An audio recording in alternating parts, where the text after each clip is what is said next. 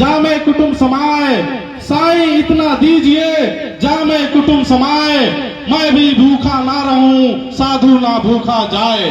साथियों, इसका मतलब यही है कि यानी कि कबीरदास जी कहते थे कि परमात्मा तुम मुझे इतना दो कि जिसमें बस मेरा गुजर चल जाए, मैं खुद भी अपना पेट पाल सकूं और आने वाले मेहमानों को भी भोजन करा सकूं। साथियों, मैं बता दूं साथियों, आज मेरे पिताजी मान्यवर निषाद पार्टी सुप्रीमो और उत्तर प्रदेश सरकार में कैबिनेट मंत्री आदरणीय डॉक्टर संजय कुमार निषाद जी का जन्मदिन भी है। साथियों, ये हमारे सौभाग्य की बात है साथियों, क्योंकि साथियों आज ही के दिन हमारा भाई भी शहीद हुआ था। साथियों, सोच लीजिए, क्योंकि हम लोगों के हक, अधिकार, मान सम्मान, स्वाभिमान के लिए अगर हमारा भाई शहीद हुआ है तो आप लोग इसी तरह माननीय डॉक्टर संजय कुमार निषाद जी के बताए हुए रास्ते पर चलिए। निश्चित ही आपका जो खोया हुआ मान सम्मान, स्वाभिमान है तो आपके दरवाजे पे दिलाने का काम साथियों माननीय डॉक्टर साहब करेंगे। साथियों, मैं आपको बता दूं, मैं बचपन से ही मैं अपने पिताजी को संघर्ष को देखा हूं साथियों, क्योंकि उनके दिमाग में हमेशा समाज के लिए जीने मरने के लिए 24 घंटे और 7 दिन रात उनके दिमाग में केवल समाज के लिए न्यौछावर करने का उनके लिए सपना आता था साथियों। क्योंकि मेरे पिताजी हमेशा अगर कभी सोचा करते थे तो वो यही सोचा करते थे कि समाज को हमारे कैसे मान सम्मान, स्वाभिमान मिलेगा साथियों।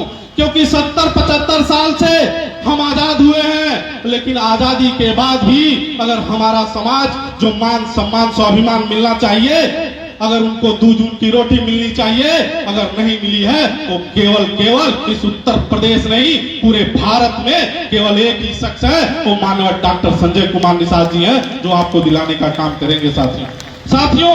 आज के दिन ही 2 जून 2015 में आरक्षण की आवाज को केंद्र से राज्य की सरकार को याद दिलाने के लिए कसरवल रेल रोको आंदोलन किया गया था साथियों।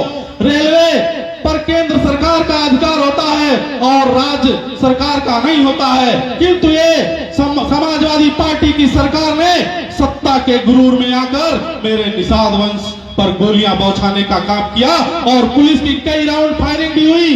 बाद में मेरा एक भाई शहीद भी हो गया, सैकड़ों लोग घायल भी हुए। समाजवादी पार्टी प्रशासन ने अपना तांडव दिखाते हुए शांति प्रिय समाज को अत्याचार करने का काम किया साथियों।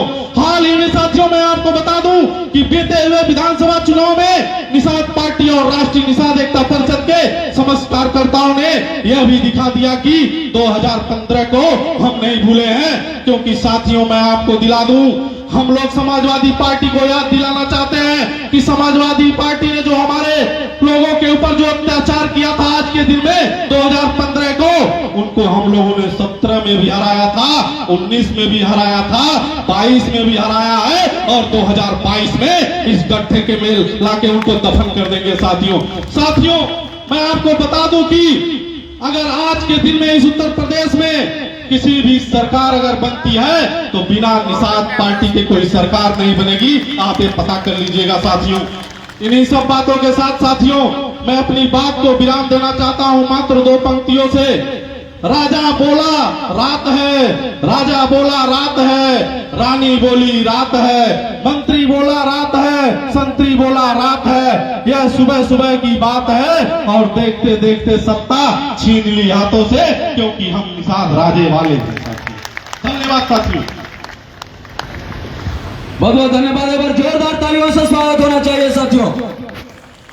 मैं आपके बीच में बहुत ही कम समय में हम सभी के नेता को बुलाना चाहूंगा, लेकिन उससे पहले हमारे